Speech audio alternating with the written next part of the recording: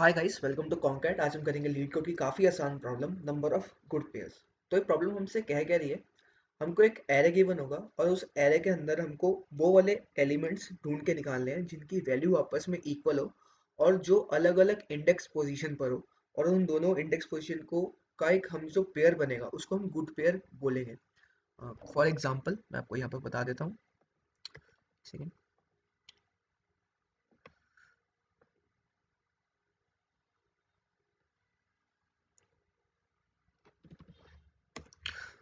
हमारे पास ये array given है। अब इसके अंदर हमको अगर गुड पेयर्स निकालने हैं तो हमको एरे के अंदर जो वैल्यूज है वो देखना पड़ेगा कि कौन कौन से एलिमेंट्स के लिए इक्वल है। जैसे कि यहाँ पर इस वन के लिए जो कि 0th इंडेक्स पर है और ये वाला वन जो कि 3rd इंडेक्स पर है, इन दोनों की वैल्यूज आपस में इक्वल है। ठीक है, तो 0 3 0 और 3 ये इंडेक्स वैल्यूज हैं और ये मतलब ये हमको बता रहा है कि इन दो पोजीशन पर जो एलिमेंट्स है वो गुड पेयर बना रहे हैं। फॉर एग्जांपल, अब यहाँ पे 0 3 बन गया है, अब आगे 0 4, क्योंकि फोर्थ पोजीशन पर भी वन है एक, तो ये भी एक गुड पेयर बन गया है। और ये जो दोनों वन है जो 3 और 4th पोजीशन पर है, ये भी गुड पेयर है क्योंकि इन दोनों की वैल्यूज आपस में इक्वल है। और सिमिलरली जो ये वाला 3 और ये वाला 3 है, ये भी दोनों आपस में गुड पेयर बना रहे हैं। तो अगर हम देखा जाए तो इस एरे के अंदर हमको 4 गुड पेयर मिल रहे हैं। और हमको एंड में रिटर्न क्या करना है, हमको एंड में पेयर्स रिटर्न नहीं करने हैं, हमको एंड में ये बताना है कि कितने नंबर ऑफ गुड पेयर्स बन रहे हैं। मतलब हमको एंड में ये 4 रिटर्न करना है।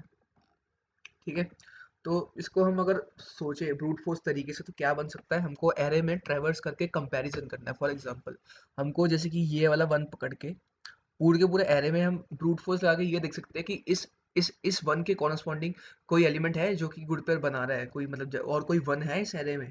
तो ये हम ऐसे ट्रेवर्स कर सकते हैं। फॉर एग्जांपल सिमिलरली, वन के लिए हमने पूरा लूप चलाया, हमको 2 मिल गए, 2 के लिए चलाएंगे, फिर 3 के लिए चलाएंगे, फिर दोबारा 1 के लिए चलाएंगे, फिर दोबारा 1, ऐसे हम चला सकते हैं और ब्रूट फोर्स तरीके से हम आंसर निकाल सकते हैं।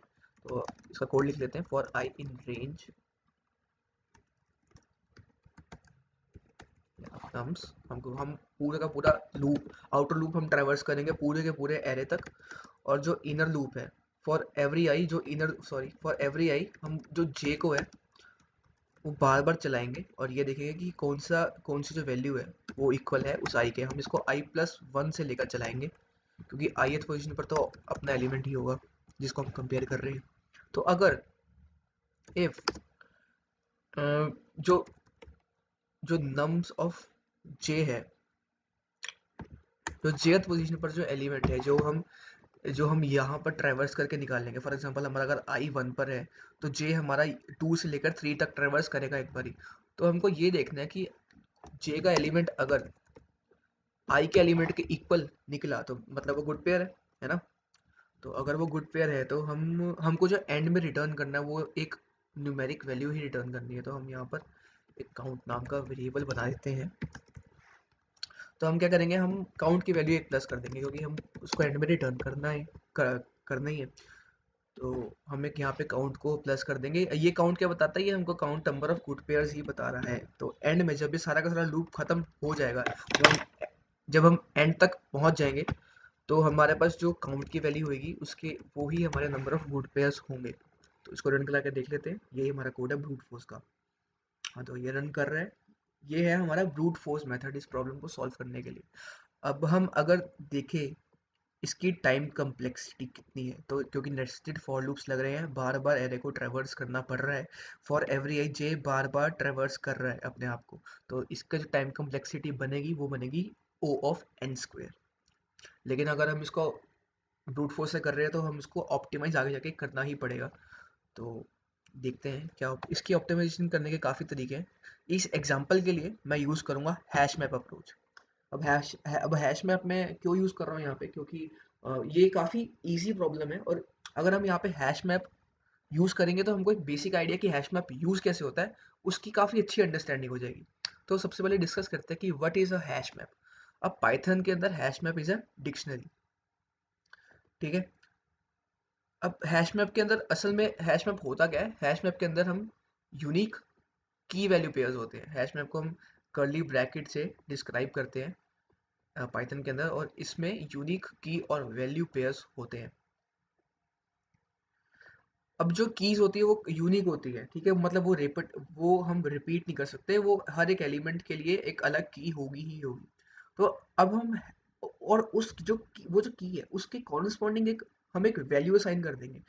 अब वो जो वैल्यूज है वो जो मर्जी हो सकती है, पर की वो जो वैल्यू वो की के कॉरस्पॉन्डिंग ही होगी, मतलब उस की के लिए वही वैल्यू है, अगली वाली की के लिए कुछ और अलग वैल्यू है, दूसरी वाली और कोई की के लिए कुछ और वैल्यू है। तो जो वैल्यूज है वो की के साइड बाय साइड मैप्ड होती है। तो इस क्वेश्चन में हम हैश मैप को कैसे यूज कर सकते हैं, हमको जैसे कि 1 2 3 1 1 3 ये जो हमारे पास एग्जांपल है, एक सेकंड मैं इसको रब करके दोबारा थोड़ा अच्छे से लिख देता हूँ।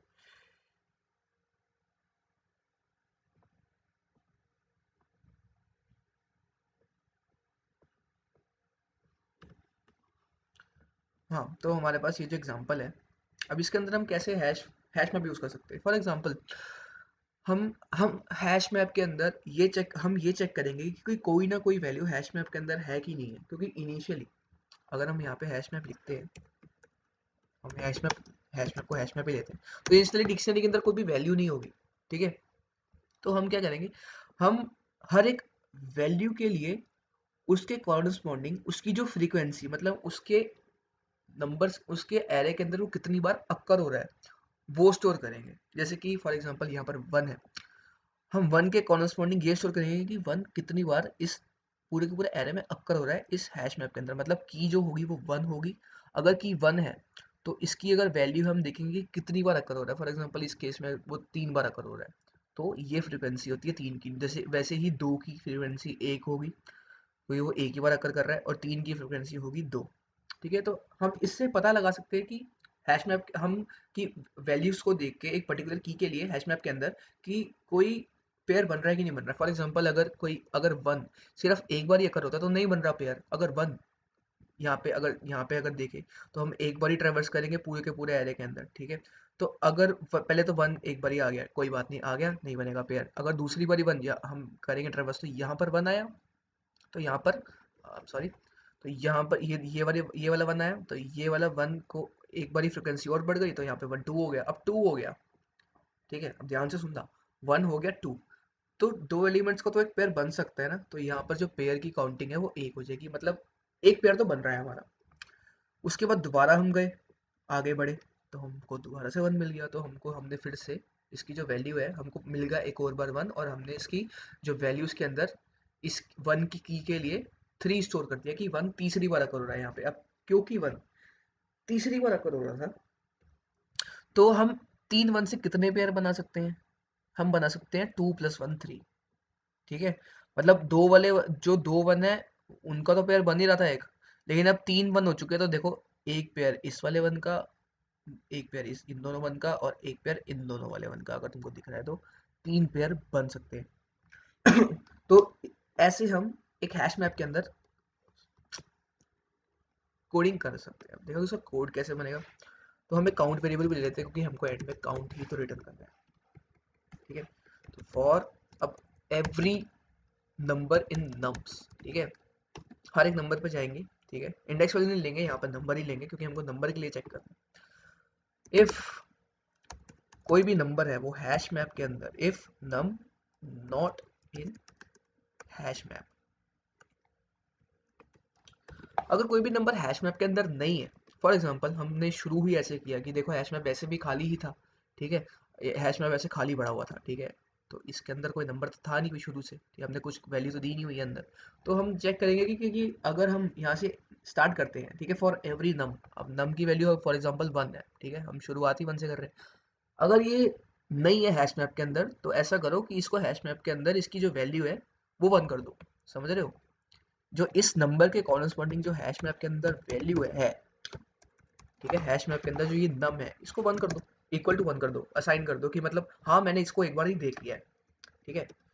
तो एल्स, अब एल्स में हम क्या लिखेंगे कि मतलब अगर हमको या तो वो नंबर नहीं है तो हैश मैप की वैल्यू इक्वल टू 1 कर दो। अगर वो नंबर एल्स के अंदर मतलब मिल गया है तो क्या करना है, हमको जो काउंट की वैल्यू वो plus equal to hash map की जो नम की वैल्यू है, मतलब उस की के को जो कॉरस्पॉन्डिंग की वैल्यू, मतलब क्या है, जैसे कि हमको 1 एक बार ही मिल गया है, अगर हमने फिर 1 1 को 1 से मैप कर दिया है, ठीक है, वेरी गुड। ठीक है, अब हम जब हमने 1 को दोबारा देखा इधर, ठीक है, अब जब हमने 1 को इधर दोबारा देखा तो हमने क्या किया, हमने जो काउंट वेरिएबल है जो कि हमको ये बता रहा था अभी तक कि कितने नंबर ऑफ गुड पेयर्स बन रहे हैं, उसके अंदर हमने क्या किया, उसके अंदर अपने ये वाली वैल्यू थी ना, कि ये जो की के कॉरस्पॉन्डिंग ये जो वैल्यू थी 1 के कॉरस्पॉन्डिंग, ये वाली वैल्यू थी, इसको हमने काउंट के अंदर प्लस कर दिया। काउंट को हमने पहले तो 0 करके रखा हुआ था इनिशिएट, प्लस 1 कर दिया। ठीक है, ये जो वैल्यू है ये हैश मैप की वैल्यू है, ये हैश मैप के जो कॉरस्पॉन्डिंग की है उसकी वैल्यू, तो हमने इसको इसमें प्लस कर दिया। ठीक है, तो इसका मतलब ये हुआ, ठीक है, कि क्योंकि हमने 1 को दोबारा देख लिया है तो काउंट 1 कर दिया, मतलब एक पेयर तो बन ही सकता है। ठीक है, उसके बाद हमको करना क्या है, हमने देखो हमने 1 देख के काउंट में प्लस 1 तो कर दिया, लेकिन इसको अब हमने 2 भी तो करना है ना, क्योंकि हमने 1 को दोबारा देख लिया है, तो हम पहले काउंट को प्लस करेंगे, उसके बाद हैश मैप के अंदर प्लस इक्वल टू 1 कर देंगे कि हाँ चलो इसकी एक फ्रीक्वेंसी भी बढ़ा दो। ठीक है, अब देखो, अब हम अगर हमने दोबारा से 1 देखा है, ठीक है, दोबारा से 1 देखा तो हमने क्या किया, हमने बोला कि देखो हमने एक और बार 1 देख लिया, काउंट की वैल्यू पहले से ही 1 थी। ठीक है, तो हमने 1 के अंदर क्या किया, दोबारा हमने जो प्रीवियस 1 की के, दोबारा से सुनना, प्रीवियस 1 की के कॉरस्पॉन्डिंग जो वैल्यू थी, जो कि थी 2, हमने पहले सेव करके रखी हुई थी ना, हमने दोबारा आगे ट्रेवर्स किया, उसको हमने काउंट के अंदर जो कि उसकी प्रीवियस वाली थी, जो कि थी 1, उसके अंदर प्लस कर दिया। ठीक है, और ये इसका आंसर आया 3, कि मतलब 3 1 के साथ 3 पेयर बन सकते हैं। ठीक है, और फिर क्या किया, हमने इसको क्रॉस करके इसके अंदर 3 स्टोर कर दिया। ठीक है, सिमिलरली हम 3 के लिए और 2 के लिए भी यही करेंगे, मतलब अगर 2 हमने ट्रेवर्स कर रहे थे, हमको 2 एक ही बार, हमको 1 के बाद 2 ही तो देखने को मिला था, तो 2 के कॉरस्पॉन्डिंग हम वैल्यू स्टोर कर रहे हैं 1। ठीक है, क्योंकि 2 तो एक ही बार देखने को मिला है, और जो 3 के कॉरस्पॉन्डिंग हम वैल्यू स्टोर कर रहे हैं वो थी पहले 1। ठीक है, और सिमिलरली दोबारा से अगर हम उसी अप्रोच के साथ जाएंगे तो वो 2 हो जाएगी, और काउंट की जो वैल्यू है वो एक और बढ़ जाएगी, तो एंड में हमारी जो काउंट की वैल्यू है वो 3 प्लस 1। ठीक है, ये वाला 1 प्लस कर रहे हैं, वो जो 3 नंबर है ना उसका 1 है ये। ठीक है, तो ये हमारी काउंट की वैल्यू एंड में 4 हो जाएगी, और हमको एंड में रिटर्न क्या करना है, हमको एंड में काउंट ही तो रिटर्न करना था, काउंट, सॉरी, रिटर्न काउंट करना है। ठीक है, तो मेरे हिसाब से तो चल जाना चाहिए। एक सेकंड, शायद कुछ गड़बड़ कर दी मैंने, यहाँ पर नम लिखना था, अब चल जाएगा, क्योंकि हमको की वैल्यू के अंदर प्लस करना है। ठीक है, चल गया। तो अगर हम देखें तो कोड चल रहा है, और सबमिट करेंगे तो सबमिट भी हो जाएगा। सबमिट वैसे ब्रूट फोर्स वाला भी हो जाता, बट इसकी टाइम कम्प्लेक्सिटी अगर देखी जाए तो हैश मैप की time complexity O of n है।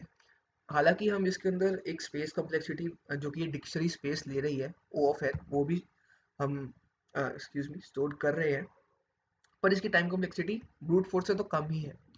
अब इसको हम मैथमेटिकल अप्रोच से भी सॉल्व कर सकते हैं। मैंने हैश मैप अप्रोच इसलिए यूज़ की थी ताकि ये जो इजी प्रॉब्लम्स होते हैं ना, वो असल में ना डाटा स्ट्रक्चर्स को समझाने में बहुत हेल्प करते हैं कि बेसिक इम्प्लीमेंटेशन हम कैसे कर सकते हैं। तो अगर अगर तुमको हैश मैप अभी तक नहीं आता था ना, तो तुमको इस प्रॉब्लम के बाद तो आ ही जाएगा, क्योंकि बेसिक इम्प्लीमेंटेशन तो आ ही जाएगी, की वैल्यू पेयर्स को कैसे हम स्टोर कर सकते हैं। ठीक है, तो that is all for today guys, let's meet any time soon, thank you.